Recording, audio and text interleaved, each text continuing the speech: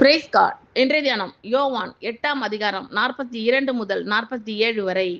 இயேசு அவர்களை நோக்கி, தேவன் உங்கள் பிதாவாய் இருந்தால் என்னிடத்தில் அன்பாய் இருப்பீர்கள். ஏனெனில் நான் தேவனிடத்திலிருந்து வந்திருக்கிறேன்.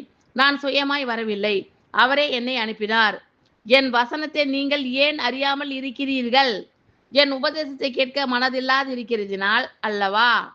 நீங்கள் உங்கள் பிதாவாகிய பிசாசானவனால் உண்டானவர்கள். உங்கள் பிதாவினுடைய இச்சைகளின்படி செய்ய மனதாய் இருக்கிறீர்கள். அவன் ஆதி முதற்கொண்டு மனுஷ கொலைபாதகனாய் இருக்கிறான். சத்தியம் அவனிடத்தில் இல்லாதபடியால் அவன் சத்தியத்திலே நிலை நிற்கவில்லை. அவன் பொய்யனும் பொய்க்கு பிதாவுமாய் இருக்கிறபடியால் அவன் பொய் பேசும்போது தன் சொந்தத்தில் எடுத்து பேசுகிறான்.